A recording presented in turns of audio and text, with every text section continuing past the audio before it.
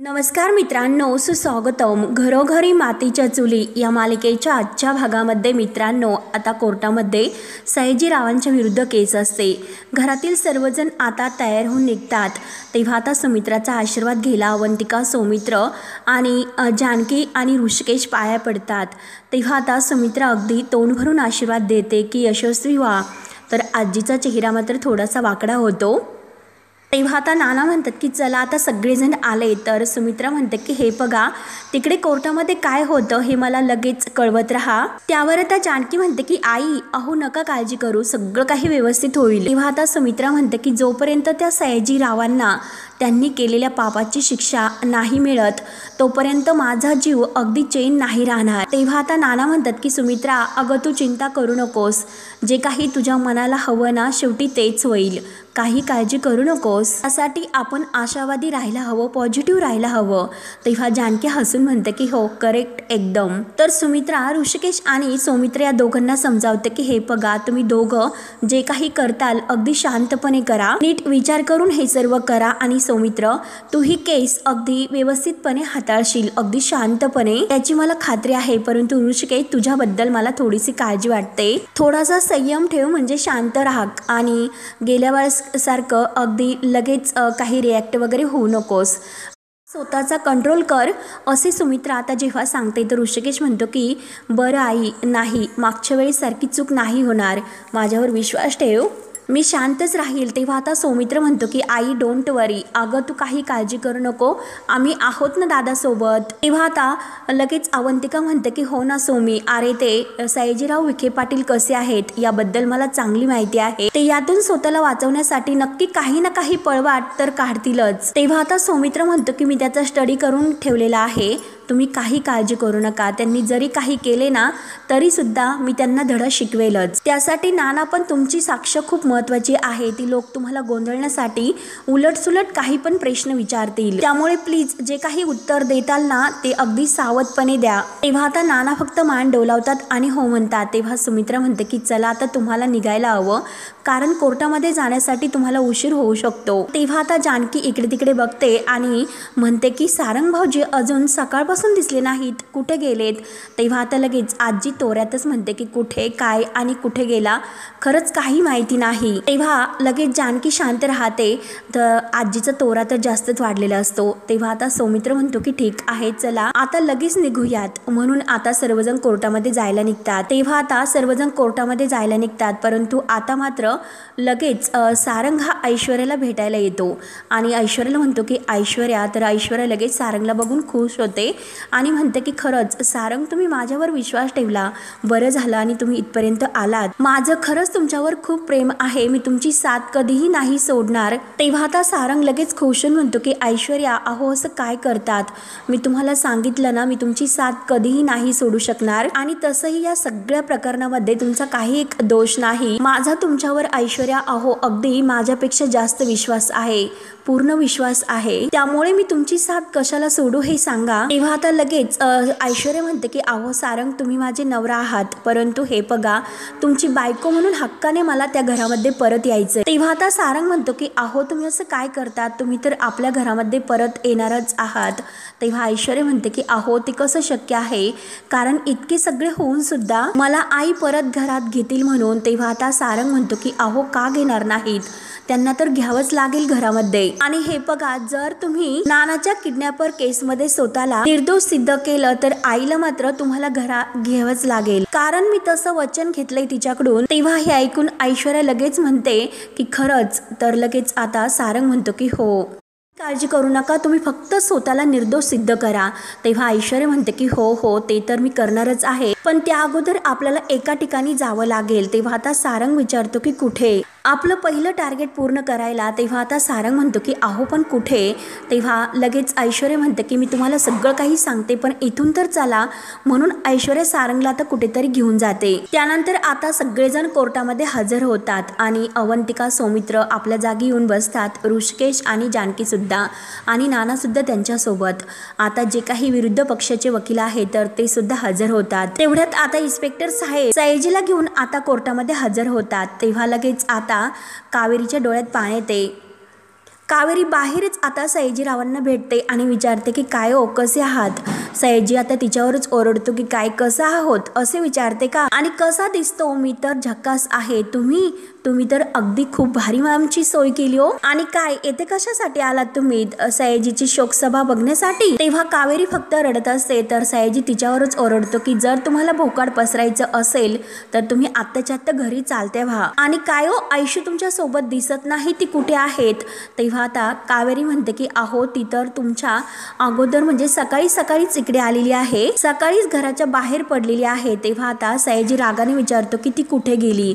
तेव्हा आता कावेरी म्हणते की मला माहिती नाही की ती कुठे गेली म्हणून, ती मला काही सांगून गेलेली नाही. तेव्हा आता सयाजी कावेरीवरच ओरडतो की तुम्हाला काय माहिती असतं की कोण कुठे जातं, कारण तुम्हाला काय माहिती असतं हो, तुम्हाला काय माहिती असतं असे बोलून तो आता कावेरीवर खूपच ओरडतो. तेव्हा कावेरी म्हणते की हे बघा, ती मला सांगून गेलेली नाही कुठे जाते काय करते, आणि त्याबद्दल एकही शब्द ती मला कायम सांगतच नसते. तेव्हा आता सयाजी म्हणतो की तुम्हाला ते कसं सांगणार, कारण तुम्ही तर दुश्मनाची साथ देतात, मग आम्ही तर तुमचे दुश्मन आहोत. फक्त एकदा मला या कचाट्यातून सुटून द्या, जेलमधून सुटून मी घरी आलो मग तुमच्याकडे बघतो. आणि जर तुम्हाला अश्रू गाळायचे असेल तर इथे थांबू नका, घरी जाऊन बसा. तेव्हा आता इन्स्पेक्टर साहेब सयाजीवर ओरडतो आणि हवालदाराला म्हणतो की चला यांना आतमध्ये घेऊन जाला. तेव्हा आता कावेरीचा खूप काही अपमान करून आता पोलीस सयाजीला आतमध्ये घेऊन जातात. तेव्हा कावेरी आतमध्ये येऊन बसते आणि जानकी आणि कावेरी एकमेकींकडे लक्ष जाते. जानकी आता कावेरीला अगदी शांत राहायला सांगते, अगदी आधार दिल्यासारखं. तर कावेरी आता तिला खुणावते. तेव्हा आता जज साहेब कोर्टामध्ये येतात तर सर्वजण उभे राहतात. आता केसची सुनावणी सुरू होते. जज साहेब सगळ्यांना बसण्यासाठी सांगतात. तेव्हा आता जज साहेब म्हणतात की पुरुषोत्तम रणदिवे वर्सेस सयाजीराव विखे पाटील या पक्षाचे वकील आणि बचाव पक्षाचे वकील. तेव्हा लगेच सौमित्रा आणि समोरचे वकील उभे राहतात आणि यस मिलॉर्ड साहेब असं म्हणतात. तेव्हा आता जज साहेब खटल्याला सुरुवात करायला सांगतात. तेव्हा आता सौमित्र म्हणतो की थँक्यू मिलॉर्ड साहेब. आणि हे बघा जज साहेब, आजची केस आहे पुरुषोत्तम रणदिवे वर्सेस आता सयाजीराव विखे पाटील. गेल्या काही महिन्यामध्ये माझ्या भावाच्या म्हणजे ऋषिकेश रणदिवे यांच्यावर खुनाचा आरोप करण्यात आला होता, म्हणजे माझे नाना पुरुषोत्तम रणदिवे यांचा. खरं तर पुरुषोत्तम रणदिवे यांना बऱ्याच दिवस किडनॅप सुद्धा केलं गेलं होतं आणि त्यांना डांबून सुद्धा काही दिवस ठेवण्यात येऊन त्यांना खूप त्रास देण्यात आला होता. आणि ऐन वेळेस जेव्हा निकाल होता त्या दिवशी पुरुषोत्तम रणदिवे यांना कोर्टामध्ये हजर करण्यात आले, ऐन वेळेस आणण्यात आले. आणि त्यामुळे आता केसला एक नवीन वळण मिळाले आणि ऋषिकेश रणदिवे यांची निर्दोष सुटका या खुनातून झाली. म्हणजे त्यांनी असा कोणताही खून केलेला नसताना हा आरोप त्यांच्यावर केला होता. आणि पुरुषोत्तम रणदिवे यांना जो काही माणूस डांबून ठेवणारा होता तर त्यांना सगळेजण बॉस या नावाने हाक मारायचे. त्यानंतर आता पुढे कोर्टाने माझ्या भावाची निर्दोष सुटका केली आणि पोलिसांना आदेश देण्यात आले की ज्या म्हणजे माणसांनी नानांना किडनॅप करून ठेवण्यात आले होते त्याला शोधण्यात यावं, ते पण लवकरात लवकर. या बॉसचा शोध बऱ्याच दिवस सुरू होता. पोलीस सुद्धा तपास घेत होते. मी आणि माझा भाऊ आम्ही दोघे जण फायनली आता त्या बॉसला शोधत होतो आणि फायनली आतापर्यंत शेवटी तो बॉस आमच्या समोर आला. आणि तो बॉस दुसरा तिसरा कोणी नसून सयाजीराव विखे पाटील म्हणून आता त्यांच्याकडे बोट रोखावतो. परंतु सयाजीराव तर अजिबात घाबरत नसतो. अगदी मोठ्या चलाखीत आणि डेअरिंगमध्ये तो आता विटनेस बॉक्समध्ये उभा असतो. सौमित्र पुढे म्हणतो की जे आरोपीच्या पिंजऱ्यात आज येथे उभे आहेत सयाजीराव विखे पाटील, आणि या सगळ्या मागे जे काही सूत्रधार आहेत तर हे स्वतःच आहेत. जे काही कटकारस्थान केले ते सर्व यांनीच केले. पुरुषोत्तम रणदिवे यांना किडनॅप सुद्धा यांनीच केले, त्यांना त्रास सुद्धा यांनीच दिला. म्हणून मी कोर्टाकडे अशी विनंती करतो की यांच्या गुन्ह्याची जी काही नीट व्यवस्थित तपासणी आहे ती करून त्यांना अगदी कठोरातली कठोर शिक्षा देण्यात यावी. तेव्हा आता हे ऐकल्यानंतर सयाजी तर मोठ्या चलाकात हसत असतो. तेव्हा आता जज साहेब जे काही सयाजी पाटील यांचे वकील आहेत यादव साहेब यांना बोलण्याची अनुमती देतात. तेव्हा लगेच यादव ॲडव्होकेट आहे तर ते उभे राहतात आणि यस मिलॉर्ड साहेब असं म्हणून लगेच सुनावणीला सुरुवात करतात. तेव्हा आता लगेच यादव ॲडव्होकेट पुढे म्हणतात की हे बघा माझे मित्र सौमित्र रणदिवे जो काही दावा करतात ते आरोप पूर्णपणे खोटे आहेत. आणि खरं तर सयाजीराव विखे पाटील आणि नानासाहेब हे एकमेकांचे खूप जुने मित्र आहेत, म्हणून त्यांच्यावर असे खोटे आरोप करण्यात येतात. ते कोणाचे बॉस सुद्धा नाहीत आणि कोणाचे दुश्मन सुद्धा नाहीत. खरं तर सयाजीराव विखे पाटील हे मुळशी गावातील एक खूप मोठे असे प्रस्थ आहेत. अगदी त्यांचं नाव अगदी नावाजलेल्या आहेत, खूप मोठे असे प्रस्थिती आहेत या गावातील, म्हणून त्यांच्यावर जे काही असे खोटे आणि चुकीचे आरोप करताना माझे मित्र जे काही सौमित्र रणदिवे आहे यांनी पूर्ण बारकाईने विचार करावा आणि त्यांच्यावर असले घाणेरडे आरोप करू नये, एवढीच फक्त माझी विनंती आहे, बाकी काही नाही। तेव्हा आता सौमित्र उभे राहतो। सौमित्र ॲडव्होकेट मित्रांनो सॉरी जाधव यांना म्हणतो की हे बघा, गुन्हेगार शेवटी गुन्हेगार असतो आणि मित्र तो शेवटी मित्र असतो आणि तो गुन्हेगार जरी गावातील प्रस्त एक मोठांदा असून द्या किंवा तो गावातील सरपंच असला तरी सुद्धा तो गुन्हेगार असू शकतो। सयाजीरावांनी गुन्हा केलेला आहे आणि त्यांना त्यांची शिक्षा मिळणारच। तेव्हा लगेच आता जाधव जे काही ॲडव्होकेट आहे सयाजीचे वकील तर ते म्हणतात की हे बघा, सौमित्र रणदिवे गुन्हा सिद्ध करण्यासाठी पुराव्याची गरज असते आणि हे बघा मिलॉर्ड साहेब, सौमित्र रणदिवे यांच्याकडे नानासाहेब रणदिवे यांना सयाजीराव विखे पाटील यांनी किडनॅप केल्याचा काहीतरी पुरावा असेल तर सौमित्र रणदिवे यांनी तो पुरावा कोर्टासमोर सादर करावा। तेव्हा आता जाधव ॲडव्होकेट यांचं बोलणं ऐकून सौमित्र म्हणतो की हो ना, अहो जाधव साहेब, पुरावा आहे ना आमच्याकडे आणि साक्षीदार सुद्धा आहे आमच्याकडे। तेव्हा आता लगेच ॲडव्होकेट जाधव म्हणतात की साक्षीदार सुद्धा आहेत का? तेव्हा आता लगेच सौमित्र म्हणतो की यस मिलॉर्ड साहेब, माझे पहिले साक्षीदार आहे नानासाहेब रणदिवे। नानासाहेब रणदिवे यांना विटनेस बॉक्समध्ये बोलवण्याची परवानगी द्यावी। तर जज साहेब लगेच नानासाहेब रणदिवे यांना विटनेस बॉक्समध्ये येण्याची परवानगी देतात आणि नानासाहेब रणदिवे हाजीर हो असं आता बोललं जातं। तेव्हा आता जानकी नानांना खुणावते, अगदी शांतपणे बोलायला सांगते। तेव्हा आता नाना लगेच आता विटनेस बॉक्समध्ये यायला उठतात। सयाजी तर मोठ्या तोऱ्यातच नानांकडे बघत असतो। शेवटी नाना विटनेस बॉक्समध्ये येतात। तेव्हा आता सौमित्र लगेच नानासाहेबांना प्रश्न विचारतो की मला एक गोष्ट सांगा की तुम्हाला किडनॅप करण्यात आले होते, ही गोष्ट खरी आहे का? तेव्हा आता नाना जज साहेबांसमोर सौमित्रला उत्तर देतात की हो, ही गोष्ट खरी आहे। तेव्हा आता सौमित्र पुढे विचारतो की तुम्ही कोर्टाला सांगू शकता का तुम्हाला किडनॅप कसे करण्यात आले होते? तेव्हा मात्र आता लगेच नानासाहेब सांगायला सुरुवात करतात की हे बघा, मी जेव्हा घरी बसलो होतो त्यावेळेस दोन माणसं असेच घरामध्ये घुसले आणि त्यांनी मला उचलून गाडीमध्ये टाकले, माझं तोंड वगैरे सगळं काही बांधून अंगावर काळं कापड टाकून मला तेथून किडनॅप केले आणि कुठल्या तरी एका गोडाऊनमध्ये हातपाय बांधून त्यांनी मला ठेवले होते आणि जेव्हा माझ्या सुना जानकी आणि अवंतिका मला शोधत शोधत त्या गोडाऊनपाशी येऊन पोहोचल्या तर तेव्हा मी त्यांचा आवाज सुद्धा ऐकला होता, परंतु तेथील त्या दोन गुंडांनी उचललं आणि लगेच मला दुसरीकडे त्यांनी हलवले, तेथे मला ठेवले नाही आणि माझ्या जानकी आणि अवंतिका मला तेथे शोधत होत्या। मी तेथेच होतो, परंतु ऐन वेळेस ते तेथे आल्यामुळे त्यांनी लगेच मला दुसरीकडे माझी रवानगी केली। त्यावेळेस जो काही घडलेला प्रकार आहे ते नाना आता कोर्टासमोर सगळं काही सांगतात। त्यांनी मला दुसरीकडे नेऊन तिकडेच परत डांबून ठेवले आणि शेवटी माझ्या स्वतःच्याच घराच्या आउट हाऊसमध्ये त्यांनी मला डांबून ठेवले होते आणि त्यानंतर माझी थोरली सून जानकी रणदिवे आहे तर तिला मी म्हणजे आउट हाऊसमध्ये आहे हे कळल्यानंतर ती तेथे आली। स्वतःच्या जीवाचा विचार न करता तिने तेथून मला सोडवले आणि त्यावेळेस तिने मला सांगितले होते की ते गोडाऊन होतं तर ते महिपतचं होतं। सौमित्र नानांना विचारतो की ते महिपत कोण आहे? तर नाना म्हणतात की तो सयाजीचा खास एक मित्र आहे। तेव्हा लगेच सौमित्र म्हणतो की हे बघा, नानांना जेथे डांबून ठेवण्यात आले होते तर ते गोडाऊन होतं तर ते महिपत शिकरे यांचं होतं आणि ते गोडाऊन महिपत शिकरे यांचं म्हणजे सयाजीरावांचे मित्र आहे तर त्यांचे आहेत आणि ते गोडाऊन पनवेल येथे आहे। तेव्हा लगेच ॲडव्होकेट जाधव उभे राहतात आणि ऑब्जेक्शन मिलॉर्ड साहेब असं म्हणून हे गोडाऊन आहे तर ते महिपत शिकरे यांनी लीडवरती घेतले होते, त्याची लिस्ट संपली होती आणि माझ्याकडे मात्र काही डॉक्युमेंट्स आहे आणि त्या पेपर्सवरून असे लक्षात येते की त्या गोडाऊनवर कुणाचाच मालकी हक्क नाही म्हणून हे बघा, महिपत सयाजीरावांचा मित्र आहे तर आपण सयाजीरावांना महिपत त्यांचा मित्र असल्यामुळे दोषी नाही ठरू शकत। त्यांच्यावर जे काही आरोप करण्यात आले ते सगळे खोटे आहेत। तेव्हा आता नाना लगेच म्हणतात की का दोषी ठरू शकत नाही? हे जे काही आहे ना, मला पूर्ण खात्री आहे की सयाजीराव आणि त्याची पोरगी ऐश्वर्या रणदिवे त्या दोघांनी मिळून हे सर्व कारस्थान केलेले आहे। माझ्यावर विश्वास ठेवा की यामध्ये सर्व कोण आहे तर सयाजीराव आणि त्याची मुलगी ती ऐश्वर्या यांनीच मला किडनॅप केले होते। हे दोघे मिळून आमचं कुटुंब उद्ध्वस्त करायला बघतात। जेव्हापासून आमची आणि यांच्या मुलीची माझ्या मुलाची सोयरीक झाली तेव्हापासून ते फक्त आम्हाला त्रासच देतात आणि जेव्हापासून ती मुलगी आमच्या घरात आली तर तेव्हापासून तिने आमच्या घराचा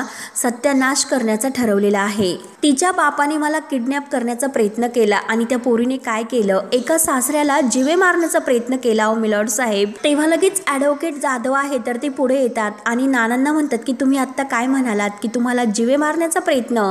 तेव्हा नानासाहेब रणदिवे म्हणतात की हो हो, मला त्यांनी जिवे मारण्याचा प्रयत्न केला होता. तेव्हा ॲडव्होकेट जाधव विचारतात की कधी, कुठे आणि कसा प्रयत्न केला होता. तेव्हा आता मुद्दाम नानांना गुंतवण्यासाठी ॲडव्होकेट लगेच प्रश्न विचारतात की बोला नानासाहेब रणदिवे बोला. तर नाना आता अडखळतात. ॲडव्होकेट जाधव लगेच म्हणतात की हे बघा जज साहेब, मला असं वाटतं नानासाहेब रणदिवे यांनी अगदी सविस्तर कोर्टाला सगळं काही सांगावं. तेव्हा आता नाना शांत असतात तर ॲडव्होकेट लगेच जाधव म्हणतात की नानासाहेब रणदिवे, आम्ही सगळं काही तुमचं बोलणं ऐकण्यासाठी थांबलोत.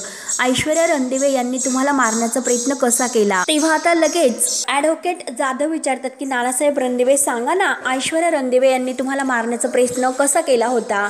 तेव्हा आता नानांनी जे काही कोर्टामध्ये सांगितलेले नाही की ऐश्वर्या रणदिवे यांनी जिन्यावरून ढकलून देण्याचा जो काही प्रयत्न केला होता, तर नाना आता सगळ्या कोर्टासमोर ऐश्वर्याचा तो दुगुना सांगतात. तेव्हा आता ॲडव्होकेट जाधव आहे तर ते म्हणतात की पॉईंट 2 मिलॉर्ड साहेब, हे बघा मागच्या वेळेस जो काही जाहीरनामा होता ना नानासाहेब रणदिवे यांचा, तो सुद्धा जो कबूलनामा कोर्टाकडे दिला होता तर तो माझ्याकडे आहे. म्हणून आता लगेच तो जो जाहीरनामा आहे तर तो ॲडव्होकेट जाधव कोर्टासमोर हजर करतात, तो पुरावा दाखवतात आणि त्या जाहीरनाम्यामध्ये त्यांनी स्पष्ट सांगितलेले आहे की ते राहत्या घरात, म्हणजे त्यांच्या जे काही घरात राहतात तर जिन्यावरून पाय घसरून पडले होते. तेव्हा आता नानांनी मुद्दाम आपल्या जी काही घराण्याची इज्जत आहे तर ती इज्जत वाचवण्यासाठी सर्वांसमोर मुद्दाम खोटं सांगितलं होतं कोर्टासमोर. आज मात्र जे काही ते आहे तर तो जाहीरनामा ह्या कोर्टामध्ये अगदी म्हणजे ॲडव्होकेट जाधव यांनी हजर केलेला असतो आणि मुख्य पॉईंट पकडलेला असतो. ॲडव्होकेट आता जाधव तो पुरावा सादर करून म्हणतात की जर जिन्यावरून ते पाय घसरून पडले होते तर ऐश्वर्या रणदिवे यांनी त्यांना मारण्याचा प्रयत्न का केला असेल, आणि जर ऐश्वर्याने त्यांना मारण्याचा प्रयत्न केला होता तर कोर्टामध्ये जी काही साक्ष त्यांनी दिली होती मग ती साक्ष खोटी होती का. आता नानांना काय करू आणि काय नाही असे होते, कारण त्यावेळेस जे काही खोटं बोलले तर त्याची चूक मात्र आता नानांची पकडली जात होती. आपल्या घराच्या इज्जतीसाठी नानांनी त्यावेळेस काही सांगितले नाही, परंतु आज मात्र हा प्रश्न इथे उभा राहिलेला असतो. त्यामुळे आता ॲडव्होकेट जाधव म्हणतात की हे बघा नानासाहेब रणदिवे यांनी आत्ता जी काही साक्ष दिलेली आहे तर ती आता या पुराव्यानुसार ग्राह्य धरली किंवा नाही जावी हे तर आता मिलॉर्ड साहेबच ठरवतील. तेव्हा लगेच सौमित्र म्हणतो की मिलॉर्ड साहेब, हे बघा यांची साक्ष ग्राह्य धरली जावी, कारण आपण मुद्द्यावरून भटकतोय. ही केस आहे ना ती सयाजीरावांच्या विरुद्ध सुरू आहे. तर सयाजीरावांच्या सांगण्यावरून त्यांच्या माणसांनी नानांना वेगवेगळ्या ठिकाणी डांबून ठेवले होते. तेव्हा आता लगेच ॲडव्होकेट जाधव म्हणतात की यावरून हे सिद्ध होतं का की लगेच नानासाहेब रणदिवे यांनी सयाजी पाटलांचे नाव ऐकले म्हणून. तेव्हा आता ॲडव्होकेट जे काही जाधव आहे तर ते नानांना विचारतात की मला एक गोष्ट सांगा की तुम्ही कुणाच्या तोंडातून नानांचं नाव ऐकलं होतंस का. तेव्हा आता नाना म्हणतात की नाही साहेब, परंतु ही लोक आहे ना सारखं कोणत्या तरी बॉस बद्दल नाव घेऊन बोलत होते. तेव्हा आता ॲडव्होकेट जाधव म्हणतात की मग ते बॉस तुमचे जे काही आहे माझ्याशी सयाजीराव विखे पाटीलच असतील, हे कशावरून तुम्ही म्हणतात, तुमच्याकडे काही तसा पुरावा आहे का. तेव्हा नाना म्हणतात की हे बघा पुरावा नाही साहेब, मला पूर्ण खात्री आहे, माझा पूर्ण विश्वास आहे की तो बॉस दुसरा तिसरा कोणी नाही तर तो सयाजीराव विखे पाटीलच असणार. तेव्हा ॲडव्होकेट जाधव लगेच नानांना म्हणतात की मला असं वाटतं, मला पूर्ण खात्री आहे, असे कोर्टामध्ये नाही चालत नानासाहेब रणदिवे, आणि कोर्टामध्ये पुरावे लागतात. हे बघा सौमित्र रणदिवे यांनी सांगितले की कोर्ट हे पुराव्यावर चालते, म्हणजे माझ्या आशील जे काही सयाजीराव विखे पाटील यांच्यावर जे काही आरोप करण्यात आले ते सगळे आरोप बिनबुडाचे आहेत असं मला वाटतं. तेव्हा आता सौमित्र नानांजवळ येतो आणि नानांना म्हणतो की नाना, अहो तुम्ही असं का बोललात, मी तुम्हाला सांगितलेलं होतं की जेवढं तुम्हाला विचारलं जाईल फक्त तेवढेच बोला. तेव्हा आता नाना गोंधळून जातात. नाना म्हणतात की अरे सौमित्र, पण असं कसं, शिक्षा व्हायलाच हवी आणि हे कोर्टासमोर जे खरं आहे तर ते सांगायला नको का.